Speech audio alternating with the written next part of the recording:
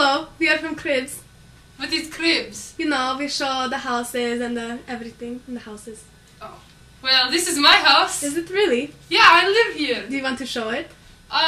Sure. Well, out front is Palace Square, and in 1905, Bloody Sunday occurred here when many of the people from the church were protesting, and the guards from the palace shot them. It was kind of a big controversy. I see. In the middle, there's the Alexander Column. It was put up in 1834 to celebrate the victory against the French and Napoleon. Fun fact, when Stalin came to power, his people tried to change the angel on top of the column to Stalin himself. Really weird, I know.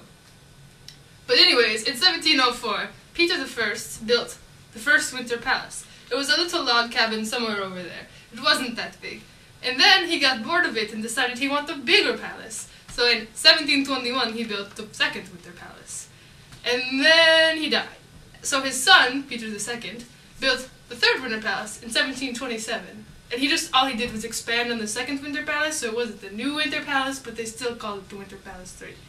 After Peter II died, Anna moved to the Apraxin Palace in 1732. She chose to rebuild and enlarge the palace in order to re-establish St. Petersburg as the capital. And this is now known as the Winter Palace IV, as you see here. In 1837, the fire of 1837 burnt down most of the Winter Palace. They put brakes inside the building in order to save some of it, but it still burnt down the majority of the palace. One fun fact is that the exterior has always been the same, except for the Why are you paint here? color. Why are you in front of my house? This is my house. I think I told you before that you needed to go away. I'm so sorry about her. Right, well, I'm so sorry about that.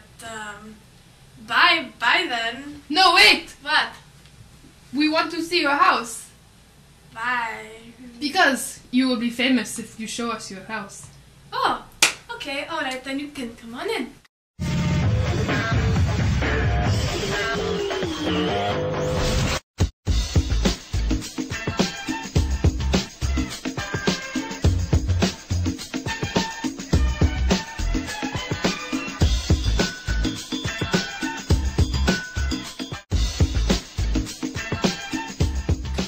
First we have the grand staircase called the Jordan Staircase. It's very big and it's made of white marble, very expensive.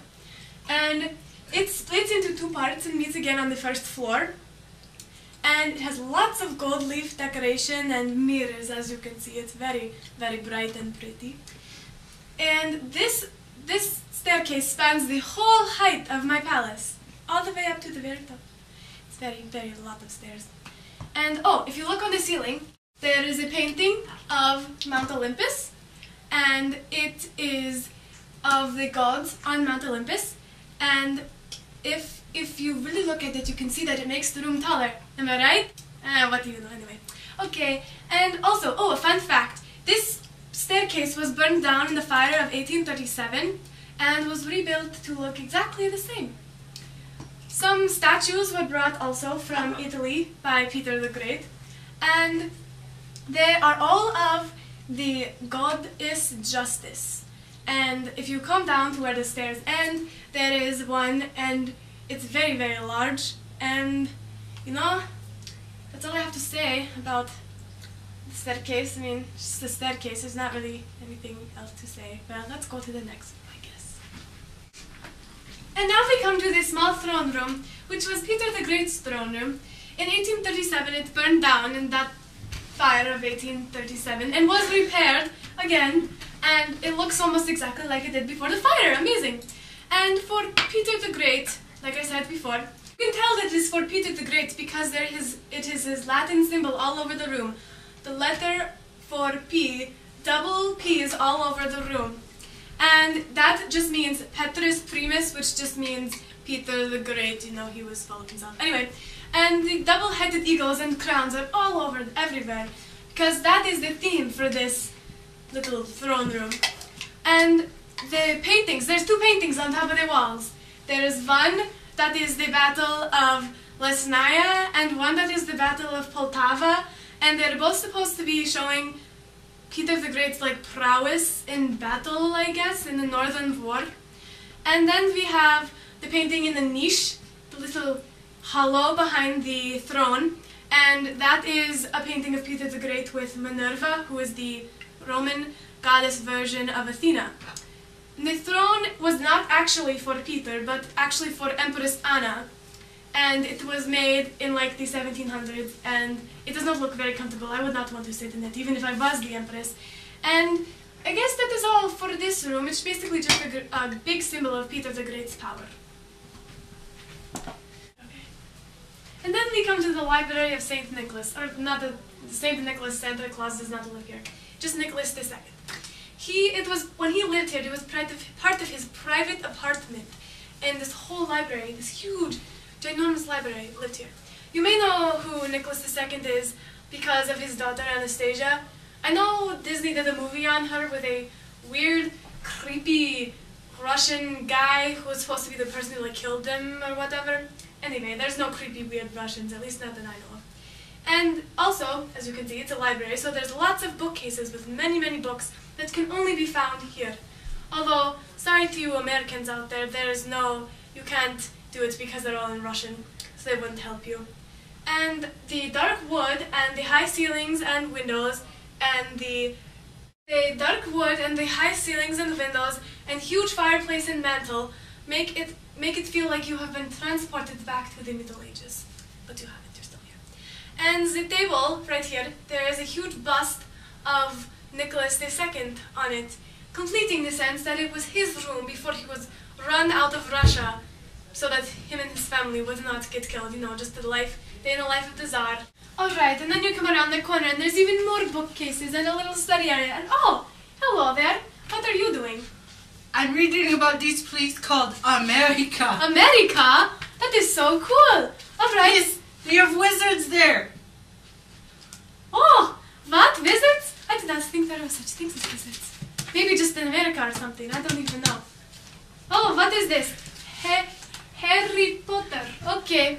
Anyway, I'm going to hand them off to you. These people, they're from Cribs. They show you around the house. Oh, okay. And I'm going to hand them off to you, and you can show them more of our house. Okay. Okay. You come with me. Okay. Okay. Bye. Stop it. I need... Hasta la vista. Welcome to the Hanging Garden of the Small Hermitage. The Hanging Garden is located on the first floor between the northern and the southern sections of the Small Hermitage. It was designed by Yuri Veltin and was built in 1765 through 66 from the order of Empress Catherine II. This building combined features of both late Baroque style and early Classicism. On the contrary, it was architect John Baptist Fallon de la Mothe who constructed the northern section of the Small Hermitage along the bank of Neva in 1767 through the 69th. He also made use of early Classicism style. As you can see, the center of the garden lies a fountain encircled by decorative sculptures from the 18th century that were specially made for this garden. Fancy. This is the Armorial Hall. It was built for grand ceremonies thrown by the royalty of Russia. Designed by my dear friend Vasily Stasov in the late 1830s, this gold and white room is a typical example of late Russian Classicism. Sculptures of early Russian warriors greet you as you enter this majestic room. There are silver bronze chandeliers, 7 to be exact, each detailed with the armorial shields and coats of arms of all the provinces in Russia, therefore giving this room the name of the Armorial Hall. These shields can still be seen on the chandeliers today if you look close enough. Notice the ornately decorated frieze, with its abundance of acanthus leaves and slender gold columns up high, supporting the balcony that would probably collapse if anyone actually stepped foot on it. These are the details that make the room so magnificent and pleasing to the eye. Oh, hey down there, I'm just sitting on top of the big vase, in the hall of the big vase. This room was originally intended to be the main entrance to the new Hermitage. It was built in 1851 and was designed by Leo von Klenzig. just as any other room in the palace and the Hermitage, it was designed with great detail. Notice the vaulted ceiling, arched loggias, which are the windows behind us, and the walls made of stucco, the walls made of stucco, which is artificial marble. However, the columns behind us are made of white marble. Fancy. This here is the Jasper vase, also known as the Kolivon vase, or the Tsarina of vases. It weighs 19.2 tons and took over 11 years to carve from a single 5-meter block of stone from the Altai mountain range. The lucky man that got to do this was architect Avram Melchanov. Now you may be wondering how this 2.57 meter high vase got into this room. The answer to that question is that they installed the vase before they even built the walls. What are you doing on top of the giant vase? Welcome. This is the Grand Cathedral. It was consecrated in 1763 and is the largest of the two churches in the Winter Palace. It was designed by Francisco Rascrelli.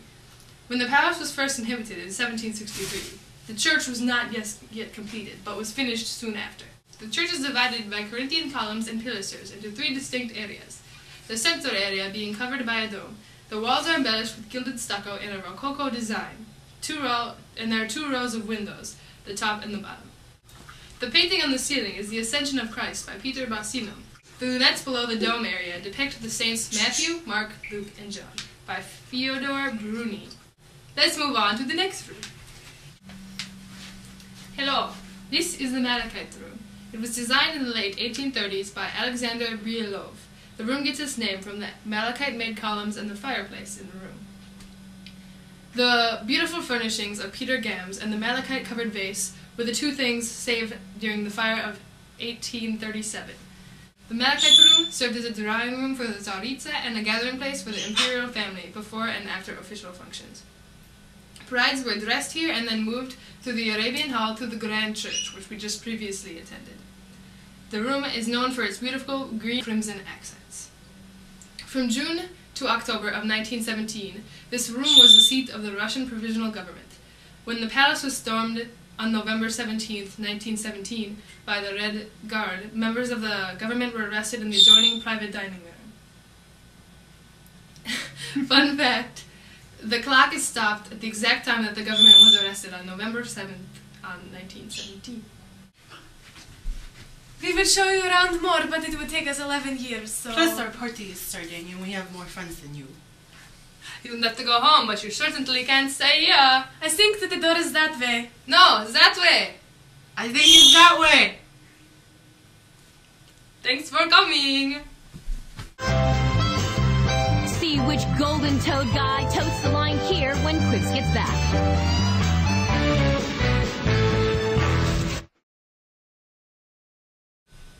30% snow today with a chance of rain. As you can see, there are some low-pressure systems coming from the east. Yeah. You can tell that it's from Peter the Great because of all of the Latin letter double P's everywhere. Just pee-pee all over the place.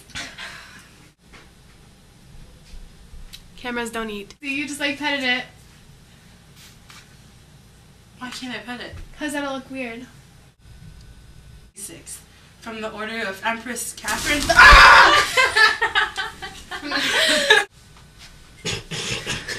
can't laugh! Oh! She's inside the Winter Palace.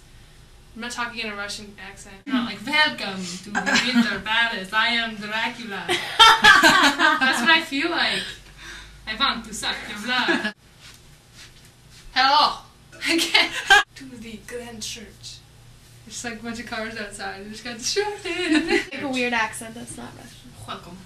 Should do an Indian accent. Welcome to this country. Welcome to this country. This is the Grand Cathedral, and I am from Minnesota, and I am touring the Grand Cathedral. Do hello in a Russian accent. Hello. Hello. Hello. Hello. Hello. Hello. Hello. Hello. Enjoy your adventure at Iowa State. I would like to say that at the end. Visit you.